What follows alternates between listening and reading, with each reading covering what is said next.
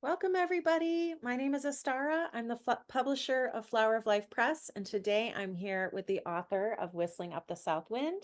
This is Mary Kathleen McKenna, aka Kathy Bishop. Welcome, Kathy. Thank you. It's a joy to be here. Well, we have decided that Kathy's got some really interesting, deeper layers that she can share with us around her books in the Women with Wisdom series, starting with the first book in the series, Whistling Up the South Wind. And so, Kathy, can you share with the reader and the viewer a little bit about why you wanted to create this series and what is the purpose? Great. Thank you. I love the question. Um, I write because my passion in life is to recover ancient women's history, and to help women gain their own power back. And I write it as fiction and in a fun way, a modern day, because I don't want it to appear as a lecturing. I want it to be fun, to be able to relate to the characters that I write and to get a feeling for the symbolism, because I think symbolism is the best way for us to go back in time to really understand ancient women's history, which is my purpose.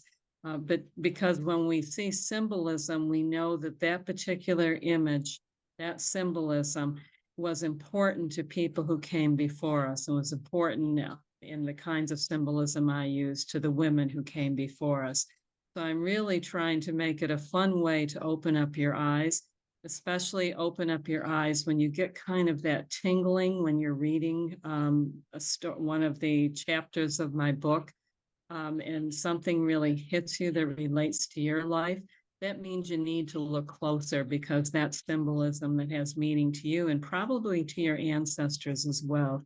So I'm trying to do it in a fun way and doing these interviews, hoping that I can help unveil some of that symbolism to help you understand that there's always writing that is layers. There's the layers of the apparent that the author puts out.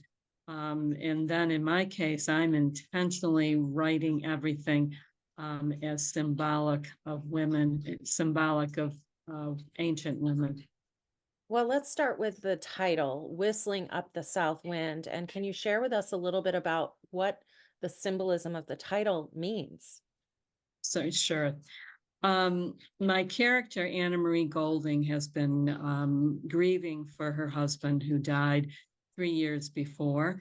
And by this 3 years is a symbolism right there, because the number three, has always been, for those who follow these traditions, a very sacred number for women. And so she's tired of grieving, playing the role of being a widow, and she decides to go out and buy a motorhome. Actually, she's coming back from the senior center and sees one for sale on the side of the road and makes a decision right then and there. She has to rebuild her life in a different way. I was not an RV traveler, camper. I knew nothing about them. But so what I first did was look for the name of a motorhome that would be reflective of what I wanted to happen for my character. And the South Wind came up. The South Wind is the wind of re-energizing, transformation, new beginnings. And so when you're traveling south, or the south wind is hitting you, you are being re-energized without even realizing it.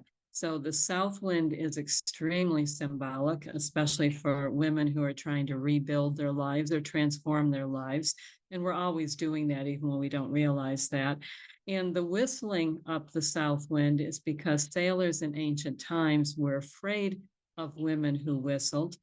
They were afraid that if they were on the ship, and I don't believe there weren't women on the ship in spite of what we're taught in history. I do believe there were women there. And actually, we know there are very famous women pirates who led groups of sailors, that they would then whistle up the storm. and it would be dangerous for the male sailors, the woman to be there. Anna Marie had always liked to whistle, but she had been suppressed. She had been told it wasn't ladylike for her as a young girl to be whistling. And so she starts whistling again because she now realizes she wants to be herself, and whistling for her is part of her essence. So the whole title is symbolism, whistling up the south wind. So, Kathy, how does the symbolism of snakes show up in Whistling Up the South Wind? Speaking of symbols and sacred objects, tell us a little bit about Sure. that. Well, snakes, because of they travel in spiral patterns. And instead of thinking of life as straight line, we really need to think about life and energy and all creation as spiral and constantly re-energizing our past. If you think about it, we didn't decide this is what we want to do when we're 30 years old and take a straight line to it. We had many diversions. And so women always thought of their lives as spiral, and snakes also, because they shed their skin and re-energized, were always considered sacred. Now, I'm have grown up terrified of snakes, and as in our second home in Florida, we have lots of poisonous snakes around us. It's not ever been a symbolism I'm comfortable with. And yet I try to really understand the importance of snakes. And snakes, of course, are also directly related to serpents. They are serpents, and directly related to dragons. And most of us have been taught that evil is in the dragon and we must slay the dragon, and don't understand that actually that symbolism of slaying the dragon was to try to make those who practice traditions, they were considered peasants, for example. They were of the old traditional ways. And so one of the ways to convert people to the new traditions was to try to make the old evil, and that symbolism of slaying the dragon. And so when you find that symbolism along with snakes, it's really telling you about telling you that look at the opposite of what you've been taught and what you believe, because there are millions of years of tradition related to serpents, dragons, snakes, that was followed in a worshipful way, understanding, of course, again, the importance of the balance of life and not destroying other beings in life, but learning how to live alongside or to live away from and not disturb. Yeah, and also I really appreciate your symbolism of snakes in the book, because it's been a symbol of the denigrated divine feminine. And in fact, snakes were worshipped in ancient cultures, as you shared, like in Egypt, and they were a big part of the mythology of the divine feminine that has been turned around, as you said, and villainized, so that we as divine feminine beings will not own our power, because we've been indoctrinated into this fearing the snake, Yes. whereas the snake is actually a divine feminine symbol. So, Yeah, and we need to take back that power. We need to yeah, take back that knowledge, so that we can be the essence of who we should be, who we yeah, want to be, what's important to us. And we don't have to repress ourselves from whistling or traveling freely. yes, I should add yeah, also that Anna Marie, who then adopts some pets along the way, and also Krista, who is a runaway pregnant teenager, and Granny Rose, the three of them travel in a spiral pattern. They mm, never go in direct pathways, and mm, that's intentional again. yes, I love it. So, Kathy, you were going to read something for us from the book, from chapter 11, I think, where Krista returns home, where there's a snake. There's some snake symbolism. We'd love to hear that. Yeah, it's actually after Krista has returned home. One of the things, the story starts 7 years after the three women, what they called themselves the Southwind Gang, traveled together. And Granny Rose has died. Anna Marie receives a call in the middle of the night. And so she is reliving in her memories what happened on the South Wind. And the importance of connecting back to that to understand how important the relationship was with Granny Rose. And Granny Rose's husband is called. I'm giving away a little bit of the story, but to tell her that she has died and that Granny Rose has requested she goes down to Louisiana to retrieve a box that has sacred women's symbols and traditions, and wants Krista and Anna Marie to gather that box and to learn from the box, as well as to be the guardians, at least for a short period of time, until the next guardian of Granny Rose's family appears. So they're inside the bank where the precious objects are stored. And they're at the table trying to figure out what it is Granny Rose wanted her to know and taking out objects from this box. So I'll start with Anna Marie shook her head in confusion. This gets stranger and stranger.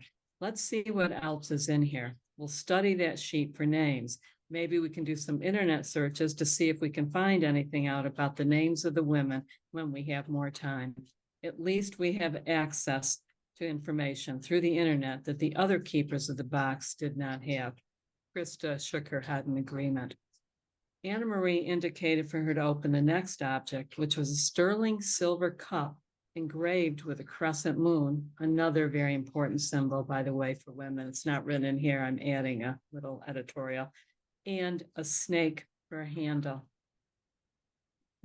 If you see the snake for a handle, I'm coming off the reading again, is extremely important to talk about the power of that cup, the silver cup with a crescent moon. There were also V or triangular shapes all around the cup with initials GAIA engraved on the top part of the cup. Neither could guess the meaning of the engravings or the age of the cup. Krista said, "Don't you think that cup is at least as old as the paper?" Anna Marie replied, "I suspect even older." So that was just one, and all of the objects that were in the box are symbolism as well, an important symbolism.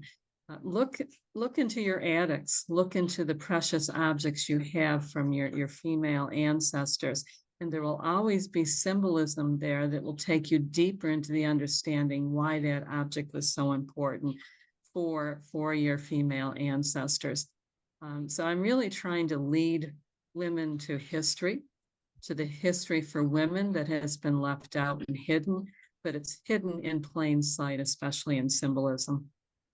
Wonderful. Thank you so much, Kathy, for sharing this, and stay tuned, everybody, for the next installment where Kathy will share more details of the mystery of her book, Whistling Up the South Wind.